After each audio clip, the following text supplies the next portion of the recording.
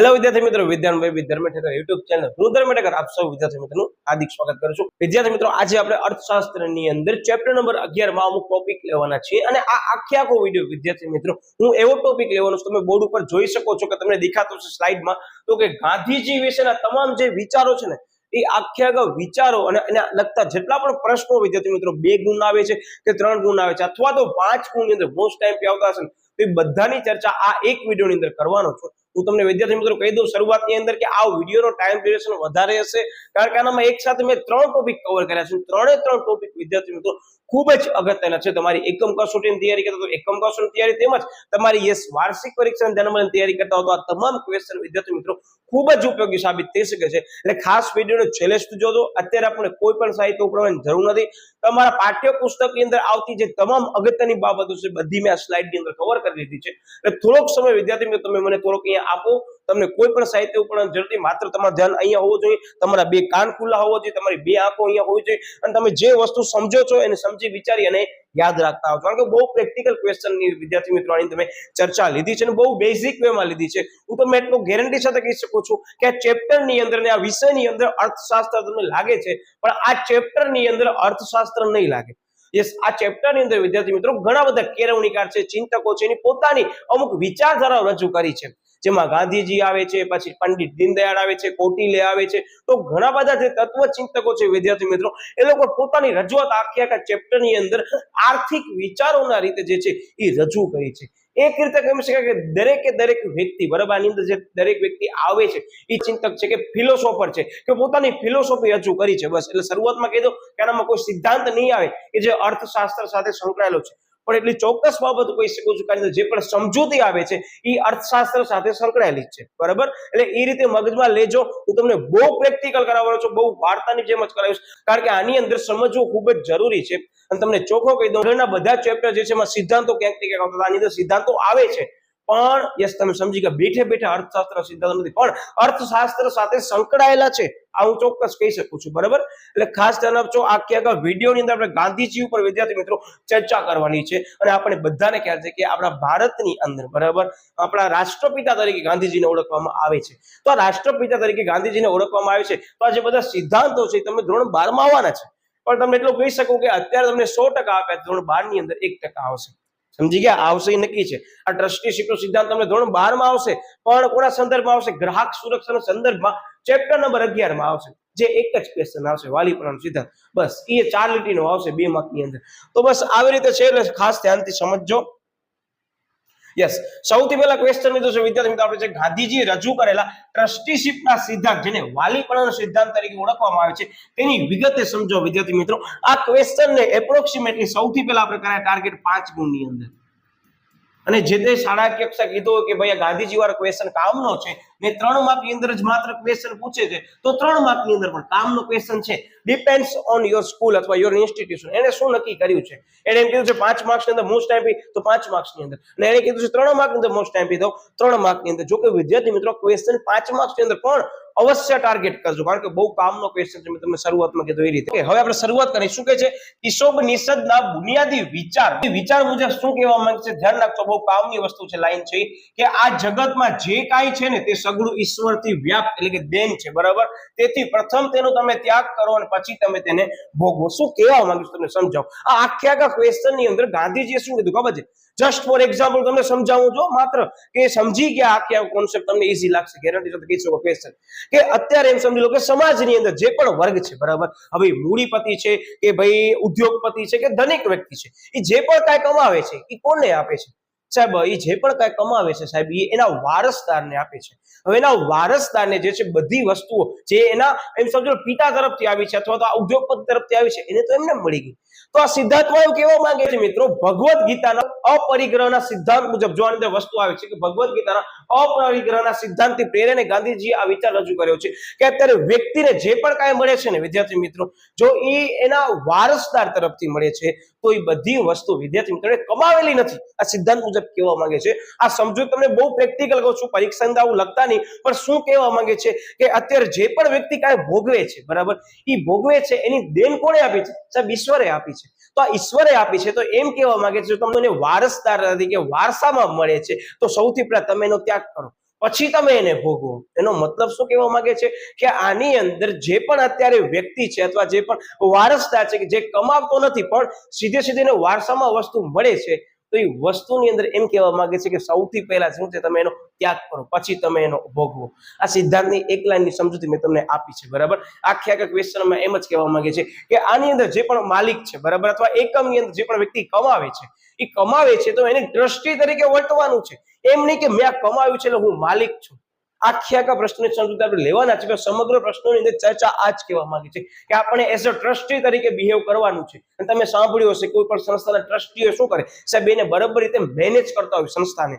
તો બધી વસ્તુની ચર્ચા આની અંદર આવવાની છે અર્થશાસ્ત્રના સંદર્ભમાં. હવે આપણે આગળ વધી રહ્યા છીએ. તમારું ધ્યાન માત્ર અહીંયા હોવો જોઈએ. જે બે લીટી મેં તમને સમજાવી સમગ્ર ક્વેશ્ચનનો સાર આવી જશે, પણ એક એક મુદ્દો સમજવો જરૂરી છે, કારણ કે 5 માર્ક્સની અંદર આની અંદર આપેલ તમામ મુદ્દા તમને સમજાવવાના રહેશે, બરાબર. તો આ સમગ્ર ક્વેશ્ચન સમજૂતી આપણે આગળ લઈ રહ્યા છીએ, એટલે ખાસ તમારે ધ્યાન હોવું જોઈએ. હવે તમને માત્ર એમ જ કહે છે 2 ગુણની અંદર કદાચ એ માત્ર સિદ્ધાંત જણાવો. સિદ્ધાંત અહીંયાથી શરૂ થાય. જો મેં તમને પ્રસ્તાવના શરૂઆતમાં કીધી ઈ જ છે, આ લઈ લીધી છે, મેં તમને સમજૂતી લઈ લીધી છે. આ ધ્યાન રાખજો ક્યાંથી લેવામાં આવે. સૌથી પહેલી બાબત ધ્યાન રાખજો કે શ્રીમદ ભગવદ્ ગીતાના અપરિગ્રહના સિદ્ધાંતોમાંથી પ્રેરીને ગાંધીજીએ આ સિદ્ધાંત રજૂ કર્યો છે.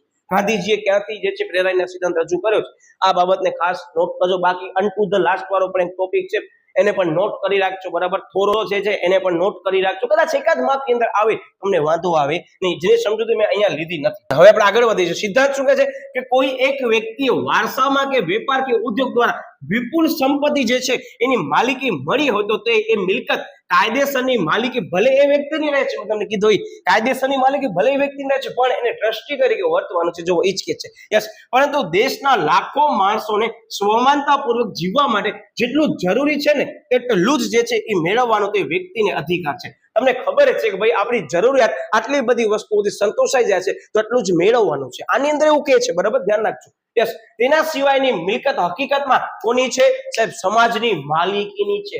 ભલે તમારા પાસે વારસામાં આવી છે, પણ ખરેખર એની માલિકી સમાજની પણ રહેલી છે. તો એનો મતલબ આની અંદર એમ જ કહે છે કે તમને આ માલિકી ભલે તમારી છે, પણ ખરેખર એનો ઉપયોગ સમાજને પણ કરવાનો છે. એનો મતલબ કે તમારા પાસે રહેલી સંપત્તિના તમે શું છો? યસ સાહેબ, અમે ટ્રસ્ટી છીએ. આની અંદર કહેવા માંગે જો સિદ્ધાર્થમાં યસ, જેનો ટ્રસ્ટી તે વ્યક્તિ હોય છે એટલે તેને ટ્રસ્ટી તરીકે વર્તવું જોઈએ. એનો મતલબ એને એમ જ વર્તવાનું કે મારા પાસે જેટલી પણ સંપત્તિ વિપુલ પ્રમાણમાં રહેલી છે, ભલે મને વારસામાં મળી છે, પણ એનો ઉપયોગ મને સમાજને ધ્યાનમાં લઈ અને ટ્રસ્ટી તરીકે કરવાનું છે. ક્લિયર થઈ ગયો મુદ્દો?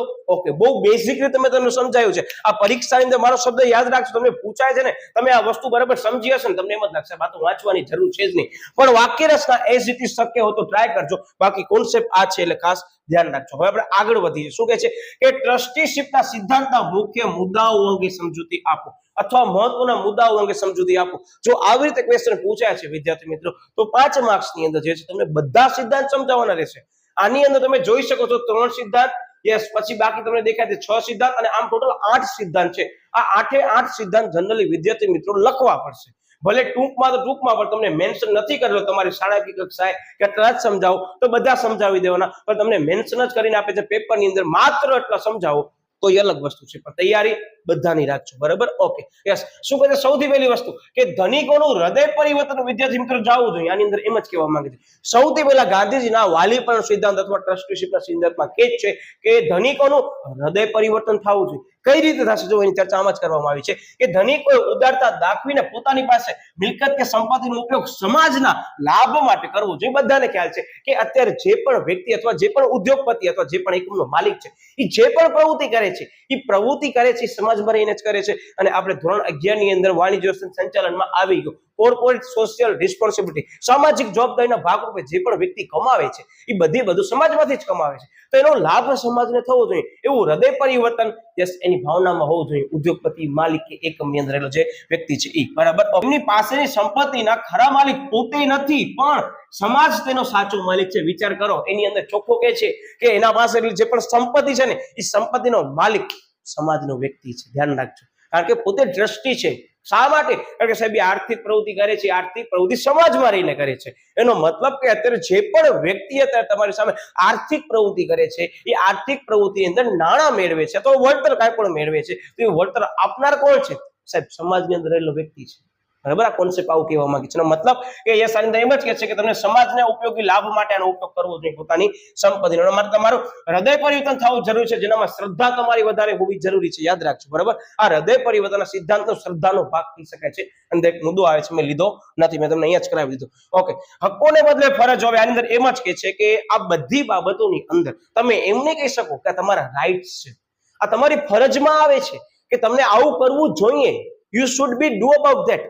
બરાબર, કે તમને આવું કરવું જોઈએ. આ વસ્તુ કે છે આની અંદર યસ. તો પોતાની સંપત્તિની માલિકીના હકને બદલે સમાજ માટે મહત્તમ ઉપયોગ જે છે થાય તેવી ફરજ અદા કરવી જોઈએ. મતલબ કે તમને સમાજ ઉપયોગી થવો જોઈએ. તમે સમાજને ઉપયોગી થશો વિદ્યાર્થી મિત્રો, સમાજને એમ લાગશે કે ના આ એકમ જે છે એ બહુ સરસ મજાના કાર્યો કરી રહ્યું છે અને છાપ પણ સારી રહેશે. આવું તમને ચોખ્ખો કીધું, સમજાવું છું અર્થશાસ્ત્રનો. ક્યાંક સમાજ આવી જશે અને ક્યાંક તમને બધાને ખ્યાલ છે અહીંયા વાણિજ્ય સંચાલન આવી જ જશે. કારણ કે બધી પ્રવૃત્તિ માલિક કરે છે તો ક્યાં કરે છે સાહેબ? એકમની અંદર એટલો માલિકી સમાજની અંદર રહીને જ કરે છે. એટલે જ તમને કીધું છે આના સાથે જ તમારા વાણિજ્ય સંચાલનની અંદર 11મું ચેપ્ટર પણ ઈ જ છે. જે વિદ્યાર્થી અત્યારે કોમર્સ રાખ્યું તેને ખબર છે આ ધોરણ 11 ની અંદર 11મું ચેપ્ટર ઓસી ની અંદર પણ આનો સંદર્ભ અહીંયા આવે છે 2-4%. કોન્સેપ્ટ ઈ જ છે પણ ત્યાં યસ ધંધાના સંદર્ભમાં છે ને અહીંયા અર્થશાસ્ત્રના એકમના સંદર્ભમાં છે. બરાબર, ઓકે યસ. શું કહે છે? સમગ્ર સમાજનું હિત થવું જોઈએ. અંદર એમ જ કહે છે કે જે આની અંદર એકમની અંદર એનો માલિક છે એ જે પણ પ્રવૃત્તિ કરે છે એની અંદર પોતાનો વ્યક્તિગત હિતની જગ્યાએ વધારે પડતું હિત સમાજને લગતો હોવો જોઈએ. જે પણ કાર્ય થાય છે એ સમાજ ઉપયોગી થવા જોઈએ એવું જ અંદર કહેવા માંગે છે. જો કે વ્યક્તિગત હિતને બદલે સમગ્ર સમાજના હિતને વધુ મહત્વ આપવામાં આવ્યું છે. શું કહે છે? વ્યક્તિગત હિતને ધ્યાનમાં લ્યો પણ સૌથી વધારે તમને યાદ રાખજો મહત્વ કોને આપવાનું છે સાહેબ? સમાજના હિતને મહત્વ આપવાનું છે. બરાબર, આઈ હોપ વિદ્યાર્થી મિત્રો તમને ઈઝી લાગતું હશે. કારણ કે આ અંદર ટોટલી એમ જ કહેવા માંગે છે કે અત્યારે જે પણ વ્યક્તિએ જે પણ કમાવ્યું છે એ સમાજમાંથી કમાવ્યું છે. હવે સમાજમાંથી કમાવે છે તેનો ઉપયોગ પણ સમાજ માટે થવું જોઈએ. એની અંદર માત્ર પોતાનો સ્વાર્થ ન હોવો જોઈએ. હા, નફો કરો તમે પણ નફાની કઈક લિમિટ હોવી જોઈએ. અને નફો કર્યા બાદ તમને બધાને ખ્યાલ છે CSR કોર્પોરેટ સોશિયલ રિસ્પોન્સિબિલિટી એટલે કે સામાજિક જવાબદારીના ભાગરૂપે તમને ખ્યાલ છે આપણે કર્યું છે વાણિજ્યની અંદર કે ફરજિયાત એટલા પ્રમાણની અંદર આપણને શું કરવાનું છે? જે સાહેબ આપણે જવાબદારી અદા કરવાની છે. તો ક્યાંક ને ક્યાંક એ મુદ્દાને સંલગ્ન લઈ શકાય છે પણ એ અર્થશાસ્ત્રના સંદર્ભમાં આપણે અહીંયા એક જ રીતે યાદ રાખવાની છે પૂછાય તો. બરાબર, તમે જોઈ શકો છો લાગે ઈઝી છે, સમજવામાં ઈઝી લાગે છે કારણ કે તમે બહુ પ્રેક્ટિકલી કરી રહ્યા છો એટલે. યસ, હવે આપણે આગળ કન્ટિન્યુ કરીએ. ચોથા નંબરનો સિદ્ધાંત શું કહે છે કે લોકમતની જાગૃતિ. જે આની અંદર મુદ્દો છે ને એની અંદર જવાબ છુપાયેલો છે. લોકમત, બરાબર, લોકોનો મત. તો શું કહે છે આની અંદર કે આ સિદ્ધાંતનો અમલ કાયદા દ્વારા નહીં પણ પ્રેમ અને હૃદય પરિવર્તન દ્વારા જ અમલમાં મૂકવી ગાંધીજીની હિમાયત કરી છે. કે તમે આની અંદર જે પણ પ્રવૃત્તિ કરો છો એવું ન માનજો કે અમે જે છે આ બધી વસ્તુ કરવી પડે છે. નહીં, તમારું હૃદય પરિવર્તન થવું જોઈએ. એમ થવું જોઈએ કે ના મને સમાજે કંઈક આપ્યું છે ત્યારે એકમ તરીકે હું જે પણ કંઈ કમાઉં છું એ મારા એકમ અંદર જે મેં અર્નિંગ કરી છે એ અર્નિંગ પાછળ, એ કમાણી પાછળ ક્યાંક ને ક્યાંક સમાજનો ભાગ રહેલો છે. તો મને લોકોને ધ્યાનમાં લઈ વિદ્યાર્થી મિત્રો અહીંયા લોકોને ઉપયોગી થવાનું છે. અહીંયા એમ નહીં કે ના યાર આ સિદ્ધાંત મુજબ મને જે છે એકમમાંથી લોકોને સમાજ ઉપયોગી થવાનું છે. નહીં, હૃદય પરિવર્તન તમને અંદર થવું જોઈએ કે ના આ વર્ષ મેં 100 કરોડ કમાવ્યા છે તો 100 કરોડમાંથી 1 કરોડનો ભાગ જે છે આ રીતે સમાજના ભાગ રૂપે અદા કરી શકો છો. અથવા 5% પર ભાગ તમે જે છે 5 કરોડ અદા કરી શકો, અથવા 2% ભાગ એટલે કે 2 કરોડ રૂપિયા પર તમે અદા કરી શકો છો. મિત્રો ધ્યાનમાં લઈએ તો લોટ્સ ઓફ એવા એક્ઝામ્પલ છે કે દરેક અત્યારે CSR ને ધ્યાનમાં લઈને કોઈ પણ પોતાના નિયમ અનુસાર ફરજિયાત આવી રીતે ભાગ અદા કરે જ છે.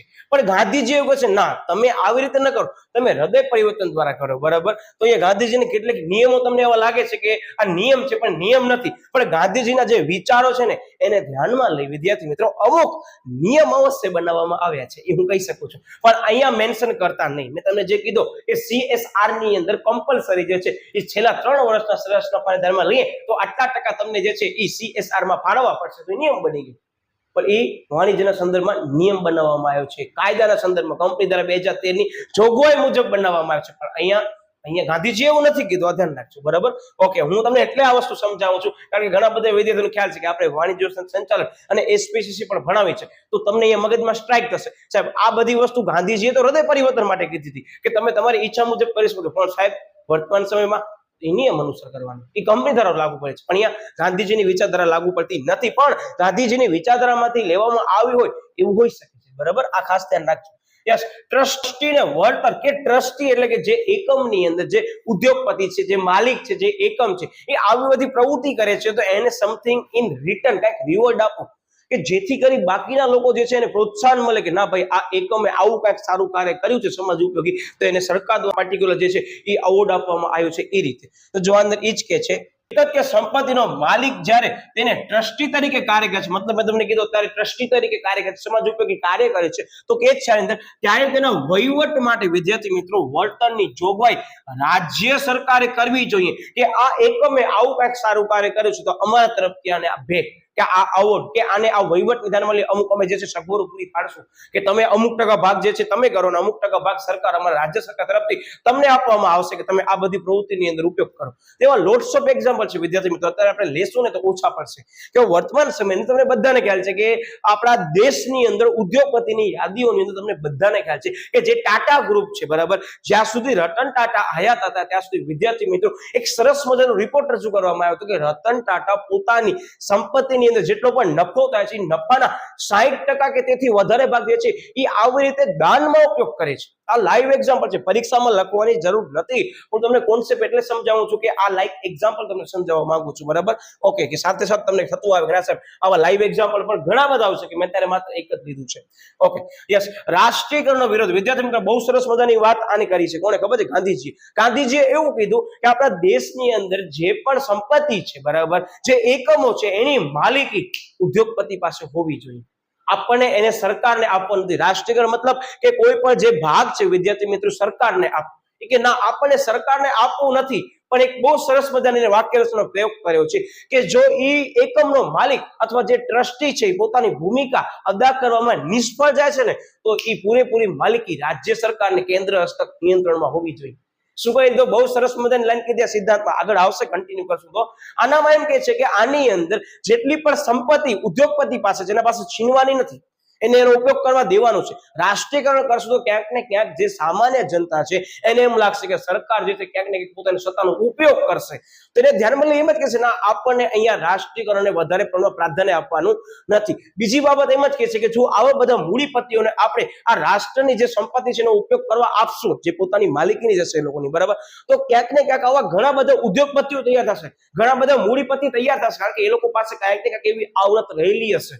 તો એમ જ કે છે અંદર રાષ્ટ્રીયકરણને વધારે પ્રાધાન્ય આ સિદ્ધાંતની અંદર નથી આપવાનું ગાંધીજી કીધું છે. જો મુદ્દો જ કે છે રાષ્ટ્રીયકરણનો વિરોધ કે છે કે રાષ્ટ્રીયકરણને કારણે વ્યક્તિની વિરુદ્ધ રાજ્યની સત્તામાં વધારો થાય છે. મેં તમને પહેલા જ કીધું કે અત્યારે બધી સંપત્તિ તમે રાજ્યને આપી દેશો અથવા સરકારને આપી દેશો તો સરકાર પાસે જે બધી સંપત્તિ આવે ધારશે એનો ઉપયોગ કરી શકશે.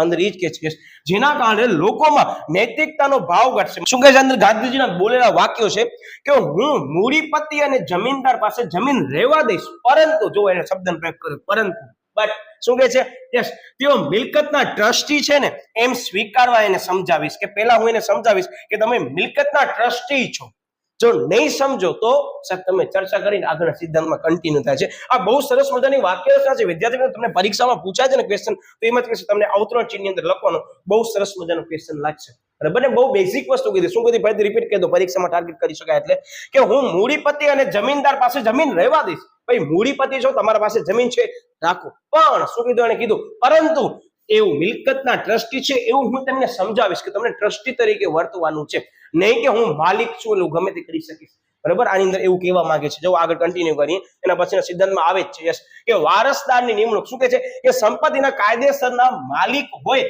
તેમણે સંપત્તિના ટ્રસ્ટી બનીને રહેવાનું છે. જો મેં ક્રમ ચેન્જ કર્યું છે તમને કહી દઉં, આગળ તમે જોઈ શકો છો યાદીની અંદર કે મેં આ બધા સિદ્ધાંતોને એક સરસ મજાના સિક્વન્સમાં ગોઠવ્યા છે કે એકબીજા ઉપર ડિપેન્ડન્ટ થઈ શકે. જો આ છઠ્ઠા નંબરનો જે સિદ્ધાંત છે રાષ્ટ્રીયકરણનો વિરોધ, એ ટોટલી જોઈ લો આના સાથે મેચ થાય. જો આનામાં કે છે કે સંપત્તિના ટ્રસ્ટી તરીકે બનીને રહેવાનું છે, જો એ નહીં રહે તો શું કહે છે, જો કે છે આની અંદર કે આ સંપત્તિનો સાચો વારસદાર સમાજ બને છે.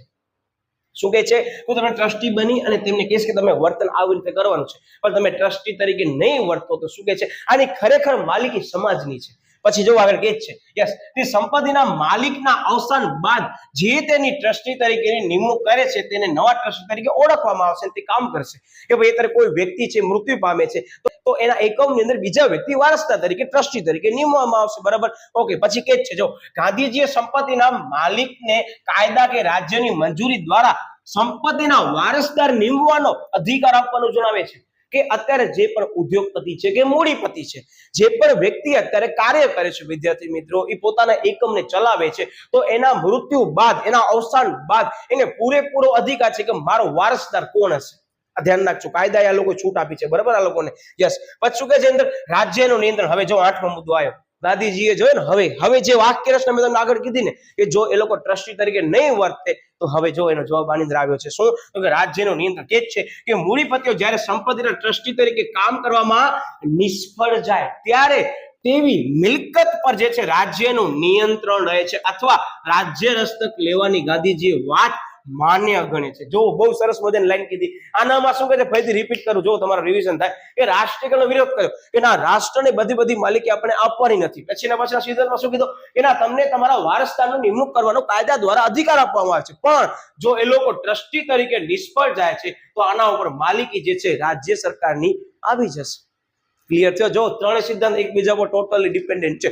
6, 7, 8 સિદ્ધાંતને 2 વાર કહો, બહુ સરસ મજાના સિદ્ધાંત છે, અને એને ધ્યાનમાં લઈ ગાંધીજીએ 3 અલગ શેત્રોની અંદર વિભાજિત કર્યા છે. સિદ્ધાંતને જો કે આ સિદ્ધાંતના સંદર્ભમાં ગાંધીજીએ આર્થિક પ્રવૃત્તિને કેટલાક ક્ષેત્રોમાં વર્ગીકૃત કરાવ્યા છે. જણાવો. તો હવે ક્ષેત્રો સાહેબ અમને 2 તો યાદ છે, જાહેર અને ખાનગી. ત્રીજો કયો આવ્યો સાહેબ? જે મુદ્દો છે એ જો ટ્રસ્ટીશિપ નો સિદ્ધાંત જે છે એ, એટલે કે ટ્રસ્ટીશિપ નું ક્ષેત્ર આવ્યું, જેની અંદર ચર્ચા કરવામાં આવી છે આ બધી વસ્તુઓની જે છે એ, બરાબર. બીજી બાબત, ખાનગી તમને ખ્યાલ છે, પછી જાહેર પણ ખ્યાલ છે, સરકાર હશે આની અંદર, નહીં તો બધાના સાધનની માલિકી હશે, એકમોના માલિકની હશે, ખાનગી હશે. જ્યારે આનામાં કે છે ટ્રસ્ટીશિપ નો સિદ્ધાંત વિદ્યાર્થી મિત્રો એવો ક્ષેત્ર છે કે જેને ગાંધીજીએ વધારે મહત્વ આપ્યું છે. ધ્યાન રાખજો બસ. ગાંધીજીએ કયા ક્ષેત્રને વધારે મહત્વ આપ્યું છે? તો જેને સિદ્ધાંત આપ્યો એને વધારે મહત્વ આપ્યું છે, એને ક્ષેત્ર બનાવી નાખ્યું ટ્રસ્ટીશિપ. ધ્યાન રાખજો, બરાબર. આ હતો વિદ્યાર્થી મિત્રો પ્રથમ નંબરનો ક્વેશ્ચન. મને પૂરી આશા છે કે તમને બરાબરનો સમજાઈ ગયો છે. એક લીટી મેં સમજૂતીમાં લીધી છે, અને પરીક્ષાની અંદર હું ગેરંટી સાથે કહીશું કે તમે સમજેલા છો. તમને એમ જ લાગશે આટલો ઈઝી ક્વેશ્ચન, પણ તમને કીધું 5 માર્ક્સની અંદર આ ક્વેશ્ચન ગોખવા વાળા વ્યક્તિઓ જેટલા પણ પરીક્ષા દેવા જશે ને કહેશે સાહેબ આ તો ગાંધીજી ભટકાઈ ગયા. ભટકાણા નથી, તમને માર્ક્સ દેવા માટે આવ્યા છે, બરાબર. યસ. એટલે આવી રીતે મગજમાં ફિટ રાખજો. હવે આપણે આગળ વધીએ છીએ વિદ્યાર્થી મિત્રો. આ ક્વેશ્ચન અહીંયા પૂર્ણ થાય છે. તમે આપણા સોશિયલ મીડિયા માધ્યમથી કદાચ જોડાવાનું ભૂલી ગયા તો અવશ્ય જોડાઈ જજો, બરાબર. આપણે વાણિજ્ય સંચાલન, અર્થશાસ્ત્ર અને એસપીસી ત્રણે વિષયની બસ સરસ મજાની આવી સમજૂતી પૂરી પાડી છે દરેક વિદ્યાર્થીને, બરાબર. Okay, yes. હવે આવે છે વિદ્યાર્થી મિત્રો, યસ, ગાંધીજી હજી એક વસ્તુ કરી હતી. ગાંધીજીએ યંત્રનો બહુ વિરોધ કર્યો હતો, પણ ધ્યાન રાખજો, ગાંધીજી યંત્રનો ઘેલછામાં ઉપયોગ કરે છે એનો વિરોધ કર્યો છે. યંત્રનો ઉપયોગ કરવાની ગાંધીજીએ ના નથી કીધી. આ શરૂઆતમાં તમને કીધું, ઘણા લોકોના મગજની અંદર એક માન્યતા બેસી જશે કે ગાંધીજીએ યંત્રનો વિરોધ કર્યો. ગાંધીજીએ ઘેલછાપૂર્વક તમે જે ટેકનોલોજીની યંત્રનો ઉપયોગ કરો છો ને એનો વિરોધ કર્યો છે. બાકી ગાંધીજી ચોખ્ખું કીધું છે કે સમાજને ઉપયોગી થતું હોય તો એવી ટેકનોલોજી અને યંત્રનો તમે ઉપયોગ કરો. સાદી ટેકનોલોજી લોકો વસાવી શકે એવી હોવી જોઈએ, પણ એનામાં એક સરસ મજાની લાઈન કીધી કે જો એ ટેકનોલોજી જે છે એ શ્રમ લઈ લેતી હોય અને લોકોની રોજગારી લઈ લેતી હોય તો આવા પ્રકારની ટેકનોલોજી તમને અપનાવવાની નથી, એવું ગાંધીજીએ આનામાં કીધું છે. એટલે શરૂઆતમાં ઘણા લોકોના મગજની અંદર મીથ બેઠો હશે કે યંત્રનો ગાંધીજી વિરોધ કર્યો. હા, વિરોધ કરે, પણ ઘેલછાપૂર્વક ઉપયોગ કરતા હોય અને એના કારણે શ્રમની અંદર જે રોજગારી છે ઘટતી હોય તો એવા યંત્રનો ગાંધીજીએ વિરોધ કર્યો છે. ખાસ ધ્યાન રાખજો, બરાબર. આપણે આગળ વધી રહ્યા છીએ. અંદર કે છે કે યંત્ર શ્રમને વધારે કાર્યક્ષમ બનાવવાના બદલે યંત્રો પોતે જ શ્રમનું સ્થાન લઈ લે તે વાત ગાંધીજીને સ્વીકારે ન હતી. શરૂઆતની લીટીમાં જ મેં તમારો મિથ ગાયબ કરી નાખ્યો. ઘણા લોકો કહેશે આજુબાજુ વાંચતા ગાંધીજીએ યંત્રનો વિરોધ કર્યો. કેવી ટેકનોલોજી? કેવી? તો જે યંત્રો છે કે જે ટેકનોલોજી છે એ શ્રમનું સ્થાન લઈ લે ને એવી બાબતોનો ગાંધીજીએ વિરોધ કર્યો છે, એવું એને કીધું છે, બરાબર. ખાસ ધ્યાન રાખજો. ઓકે. નકર ઘણા લોકો છે ને પ્રશ્નની શરૂઆતમાં એવી બધી વાક્ય રચનાનો પ્રયોગ કરે, મેં નોટ કરી, ત્યારે અમને એમ લાગે આ તો અર્થનો અનર્થ જ કરી રાખ્યો. તમે ધ્યાન રાખજો, બરાબર. વિડીયો જોવો છો એ લોકોને સૂચના આપો છો. યસ, ગાંધીજીના યંત્રના ઉપયોગ માટે વિરોધી ન હતા, જો કઈ દીધી શરૂઆતમાં, પરંતુ તેમનો વિરોધ આયરો જો અવતરણ ચિહ્નમાં ખાસ ધ્યાન રાખજો કે યંત્રની ઘેલછાની સામે હતો, કે ગાંડાની જેમ ટેકનોલોજીનો ઉપયોગ કરવો. સમજી ગયા ને તમે? બધી વસ્તુમાં ટેકનોલોજી ન હોય. હવે તમે એમ કહેશો માણસ જોઈએ જ નહીં, આ બધા કામ માણસો કરે કે ટેકનોલોજી કરે. વિદ્યાર્થી મિત્રો, આપણી કેબિનેટ કક્ષાની અંદર એક નીતિશ ગડકરી કરીને વ્યક્તિ, તમે બધા જેને જાણો છો, બરાબર, કે રોડ એન્ડ ટ્રાન્સપોર્ટેશન અત્યારે મિનિસ્ટર છે કેન્દ્ર સરકારની અંદર વર્તમાન સમયમાં. જ્યારે આ વિડીયો બનાવ્યો છે ત્યારની વાત કરું, કારણ કે પછી ઇલેક્શન પછી રિઝલ્ટ નેક્સ્ટ યર બદલી શકે છે. તો એને ચોખ્ખો કીધો કે જ્યાં સુધી હું અહીંયા મંત્રી પદ ઉપર છું, કેબિનેટમાં છું અને રોડ મંત્રીની મિનિસ્ટ્રીનું કાર્યભાર સંભાળું છું, ત્યાં સુધી આ ટ્રાન્સપોર્ટેશન સેક્ટરની અંદર ક્યારે પણ એવા વ્હીકલ લઈને નહીં આવું કે જેના કારણે જે ડ્રાઈવરની નોકરી છે અને ડ્રાઈવરલેસ કાર આવે, એવું એને બહુ સરસ મજાનો વિધાન રજૂ કર્યો છે. તો આને અહીંયા ટાંકી શકાય છે. આ માત્ર તમે સમજાવવા માટે કહું છું. એને એક સરસ મજાની આ વસ્તુનું સ્ટેટમેન્ટ આપ્યું હતું કે જ્યાં સુધી હું આ ટ્રાન્સપોર્ટેશન ડિપાર્ટમેન્ટનો મિનિસ્ટર હોઈશ ત્યાં સુધી હું રોડ ઉપર કોઈ પણ ડ્રાઈવરલેસ કાર ચલાવવા માટે પરમિશન નહીં આપવાની ટ્રાય કરું. આને બહુ સરસ મજાની બાબત કીધી કે જેના કારણે લોકોની રોજગારી ચાલી જાય. તો આ સરસ બાબત કહેવાય. ભલે ગાંધીજીએ નથી કીધી પણ ગાંધીજીની વિચારધારા ક્યાંક આવી, જોજો. બરાબર, ઓકે, યસ. ગાંધીજીના યંત્રના વિવેકપણાના ઉપયોગની તરફેણ કરે છે. તેમના યંત્રના ઉપયોગની સંબંધિત વિચારોની નીચેની બાબતો તારવી શકાય છે. હવે આ ક્વેશ્ચન જનરલી તમને કીધું વિદ્યાર્થી મિત્રો કે ગાંધીજીનો ક્વેશ્ચન આવવાનું જ છે, ચાન્સ પૂરા છે. 3 માર્કની અંદર આવે, 5 માર્કની અંદર આવે, 1 માર્કની અંદર આવે, 2 માર્કની અંદર આવે, અને એવું બને કે એક વિભાગમાં આવે અથવા એવું બને બધા વિભાગમાં આવે. તો આ વિદ્યાર્થી મિત્રો ક્વેશ્ચન ને જનરલી મારી દ્રષ્ટિએ હું મારા ઘણા બધા વિદ્યાર્થીઓને કહું કે આ ક્વેશ્ચન ને તમે 3 માર્કમાં ટાર્ગેટ કરી શકો છો. કે કદાચ 3 માર્કમાં આવે તો 6 મુદ્દે સમજાવવાના રહેશે કે ગાંધીજીએ યંત્રનો વિરોધ કર્યો તો કઈ રીતે સમજાવો, કઈ બાબતો ટાંકી હતી એ રીતે. Okay, yes. જેમાં એ લોકો સૌથી પહેલી બાબત કીધી કે પ્રાથમિક અને સાદા યંત્રનો ઉપયોગ કરવો જોઈએ કે જે લોકોને સરળતાથી વસાવી શકે. એવા બધા વિદ્યાર્થી મિત્રો યંત્રનો ઉપયોગ કરવો જોઈએ કે લોકો સરળતાથી વસાવી શકે, ઇવન એનો ઉપયોગ પણ જાતે કરી શકે. બરાબર, એવા યંત્રનો ઉપયોગ કરવાનો ગાંધીજીએ યસ કીધું છે, મતલબ કે હા કીધી છે. ઓકે, એની તરફેણ કરી છે. યસ. શ્રમિકની મહેનત બચાવે તેવા યંત્રો આવકારે છે. જો કઈ રીતે ચોખ્ખું કે જે શ્રમિક છે એનો મહેનત બચાવે છે તો તેવા યંત્રનો ઉપયોગ કરો, પણ શ્રમિકનું સ્થાન જ યંત્ર લઈ લે તો એવા યંત્રનો ઉપયોગ કરવાનો નથી. ખાસ ધ્યાન રાખજો, વારંવાર ચર્ચામાં લઈશ, ઘણા લોકો અહીંયા મિક્સ કરે છે. ઓકે, પરંતુ માનવીનું સ્થાન લઈ લે તેને બેકાર બનાવે તેવા યંત્ર સામે ગાંધીજીનો વિરોધ હતો. જો આનામાં મેં કવર કરી લીધી વાક્ય રચના. બરાબર, એટલે ખાસ ધ્યાન રાખજો. 2 બાબત આ છે.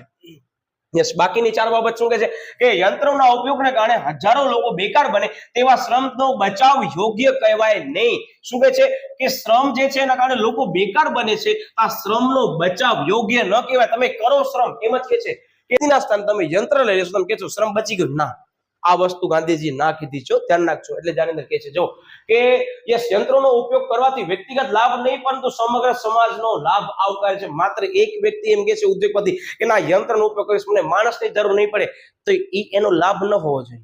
સમગ્ર સમાજને ધ્યાનમાં લઈ લાભ લેવો જોઈએ કે ભાઈ મારા એકમની અંદર ઘણા બધા શ્રમિકો છે, એ શ્રમિકોનું કામ સરળ બને એને ધ્યાનમાં લઈ હું યંત્રનો ઉપયોગ કરું છું તો એ સ્વીકાર્ય છે, એ સમાજ ઉપયોગી બનશે. ધ્યાન રાખજો. બરાબર, આ કોન્સેપ્ટ એવું કે છે. યસ. ગાંધીજીના મતે યંત્રનો ઉપયોગ એટલી હદ સુધી ન થવો જોઈએ કે જેથી માનવી છે તે તેનો ગુલામ બની જાય. બહુ સરસ મજાની વાક્ય રચનાનો પ્રયોગ કરે, બહુ કામની, એ ખરેખર વિચારવા જેવી છે અત્યારે આ યુગની અંદર. ફરીથી રિપીટ કરે, શું કહે છે કે ગાંધીજીના મતે યંત્રનો ઉપયોગ એટલી હદ સુધી ન થવો જોઈએ કે જેથી માનવી જે છે એનો ગુલામ બની જાય. અત્યારે વર્તમાન સમયમાં યસ તમે બધા નોટ કરો છો કે ઘણા બધા એવા યંત્રો આવી ગયા છે કે જેના કારણે માનવી એનો ગુલામ બની ગયો છે. બરોબર, લોટ્સ ઓફ એક્ઝામ્પલ જો ચર્ચા કરીશ ને તો ઓછા પડશે. તમને બધાને પણ ખ્યાલ છે કે યસ સાહેબ ટેકનોલોજી અત્યારે જે મશીનરી છે એટલી એડવાન્સ લેવલની આવી ગઈ છે કે જો એને ટેકનોલોજી ન મળે વ્યક્તિને, અથવા તો એક એવો સમય આવી જાય કે એ સમયગાળા દરમિયાન એ ટેકનોલોજી ઉપયોગી સાબિત ન થાય એમને તો નુકસાન થઈ શકે. કે એક્ઝામ્પલ તરીકે અત્યારે છે, આપણે માત્ર તમને સમજવા માટે કે નહીં એક્ઝામ્પલ છું, પરીક્ષામાં ક્યાંય એને પોઈન્ટ આઉટ કરતા નહીં કે એસી છે. બરાબર, હવે એસી ન મળે આવી ગરમીની અંદર, જસ્ટ ફોર એક્ઝામ્પલ કે ગરમીની સિઝન હોય અને તમારા ઘરમાં એસી છે પણ તમારા ઘરમાં લાઇટ નથી, ઇન્વર્ટર ને જનરેટરની સગવડ નથી, અને તમને કોઈ કહે છે કે ભાઈ 37 થી કરી અને 47 ડિગ્રીના ટેમ્પરેચર તમે રહીને દેખાડો, નહીં રહી શકે માણસ. હા, એવું કહી શકે કે જે વ્યક્તિને એનાથી એડિક્ટેડ નથી એ રહી દેશે, પણ જે વ્યક્તિને એસી વગર ચાલતું નથી એ વ્યક્તિ માટે બહુ અઘરું બની શકે છે. તો એમ કહી શકાય કે આ સમયગાળા દરમિયાન વ્યક્તિ જે છે ને એ આવા બધા યંત્રોનો અથવા તો આવા બધા સાધનોનો ગુલામ બની ગયો છે. બીજો લાઈવ એક્ઝામ્પલ, યસ, તમારા હાથમાં અત્યારે તમે જે છે એનો ઉપયોગ કરો છો એ કે તમારા પાસેથી અત્યારે એમ સમજી લો કોઈ 3 મહિના માટે કરીને આ ડિવાઇસ ઉપાડી લેતો, સાહેબ અમને 3 દિવસ નથી હાલતું, સાહેબ 3 દિવસ શું 3 કલાક નથી હાલતું, સાહેબ તમે તો 3 મહિનાની વાત કરો છો. સમજી ગયા ને તમે? તો આની અંદર ગાંધીજીએ કીધું છે, મેં નથી કીધું, પણ મેં સમજાવવા માટે કરી અને બહુ પ્રેક્ટિકલ એક્ઝામ્પલ તમારા સમક્ષ રજૂ કર્યા છે. એટલે પરીક્ષામાં લખતા નહીં પણ તમને યાદ આવશે, ના ગાંધીજીએ પણ કીધું હતું આપણે ગુલામ નથી બનવાનું. બરાબર, ઓકે, ચાલો આ માત્ર તમને સમજ માટે કરી એક્ઝામ્પલ લીધું છે, પરીક્ષામાં લખતા નહીં પણ તમને ચોક્કસ યાદ આવી જશે. ગાંધીજી કીધું બહુ સરસ મજાની લાઈન. ઓકે, ગાંધીજી જણાવે છે કે યંત્રો માનવી માટે છે પણ માનવી યંત્ર માટે નથી. ક્યાંક માનવી ભૂલી જાય છે બાપ. શું કહે છે કે યંત્રો માનવી માટે છે પણ માનવી યંત્ર માટે નથી. આ વાક્ય રચનાને બહુ સરસ મજાની ટાર્ગેટ કરજો, ઓત્રોચીનની અંદર બહુ કામ આવશે. બરાબર, ઓકે, યસ.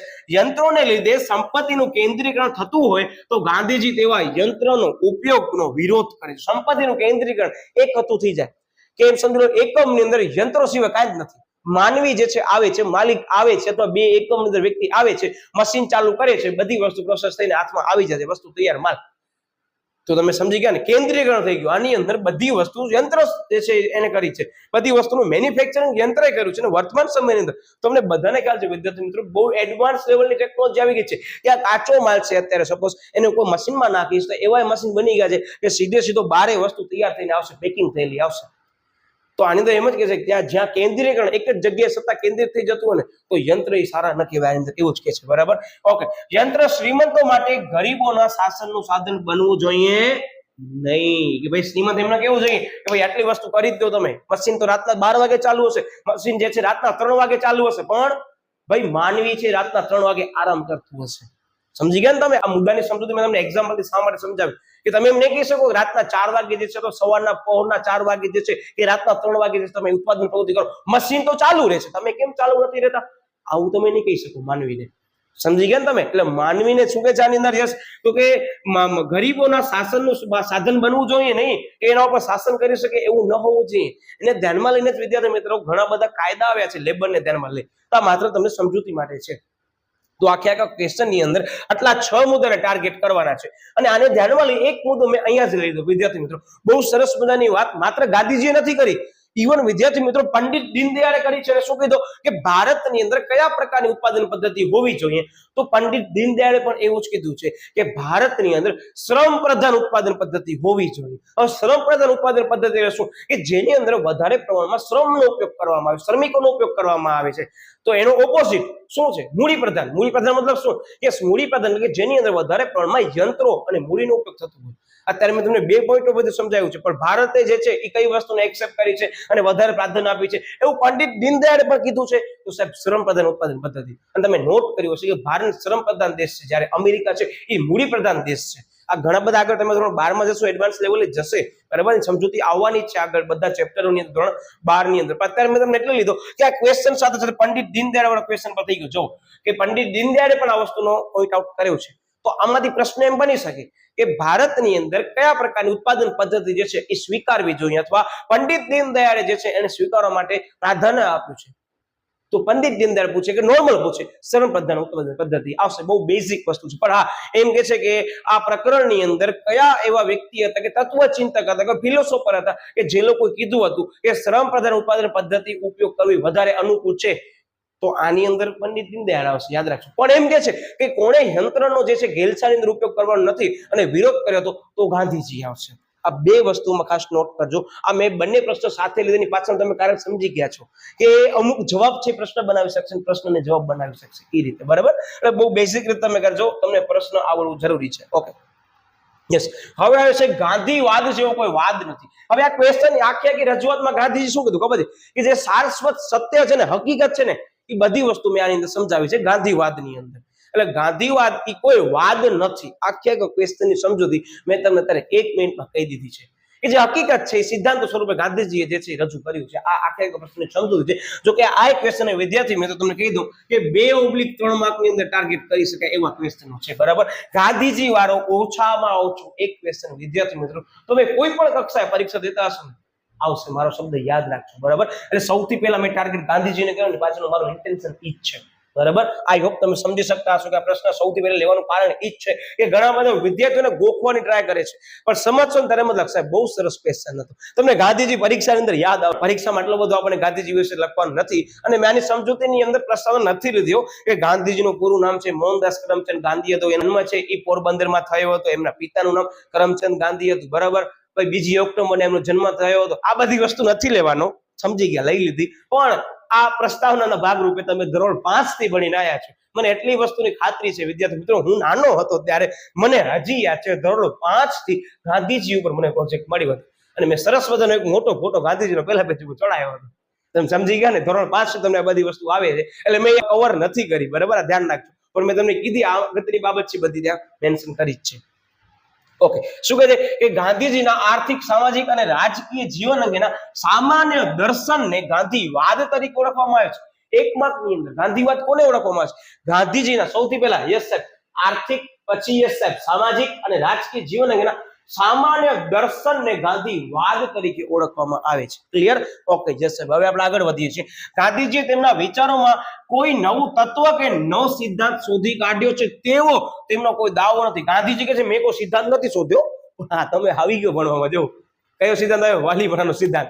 ભલે ભણવામાં આવે છે પણ ગાંધીજી શું કીધું? એના આ પ્રિન્સિપલ છે એ મેં નથી બનાવ્યો, એવું ગાંધીજીએ કીધું છે. એમણે પોતાની વિચારધારા રજૂ કરી છે, એને પોતાની ફિલોસોફી રજૂ કરી છે, કંઈક આવું હોઈ શકે છે.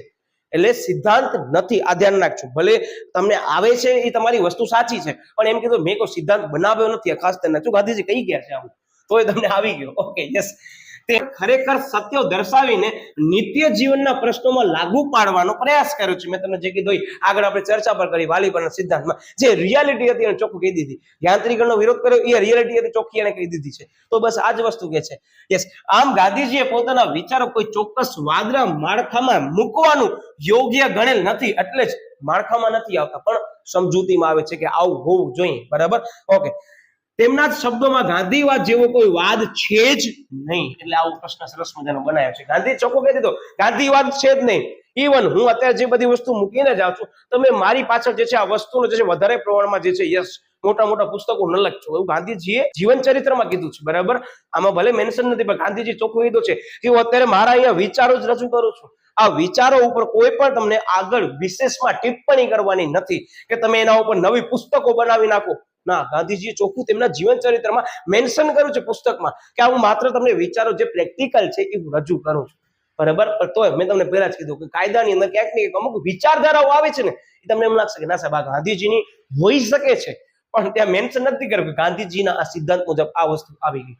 બાકી મેં તમને કીધું કે કંપની દ્વારા 2013 મુજબ કોર્પોરેટ સોશિયલ રિસ્પોન્સિબિલિટી, સામાજિક જવાબદારી અદા કરવી ફરજિયાત છે, આવી ગયું, નિયમ છે, પણ ગાંધીજી વાળો શબ્દ તે પ્રયોગ નથી કર્યો. ક્લિયર થઈ ગયું? એટલે ખાસ ધ્યાન રાખજો. તો 2 માર્કની અંદર વિદ્યાર્થી મિત્રો 1, 2, 3 ને 4 મુદ્દા ઇનફ છે. તો આઈ થિંક તમને આખી સ્લાઇડ ની અંદર ગાંધીજીને લગતા જેટલા પણ ક્વેશ્ચન હતા ને વિદ્યાર્થી મિત્રો, મને પૂરી આશા તમને સમજાઈ ગયા હશે. તો ખાસ વિડીયોને શું કરવાનું? યસ સાહેબ વિડીયોને લાઈક કરવાનું, સાહેબ સબસ્ક્રાઇબ કરી દીધું છે પણ બેલ આઇકન કરવાનું બાકી છે, પ્રેસ ઝડપથી કરી નાખો. આપણે ધોરણ 12 ની અંદર સરસ સરપ્રાઈઝ સરસ મજાને લઈને આવવાનો છું, એટલે ખાસ ચેનલ સાથે જોડાયેલા રહેજો.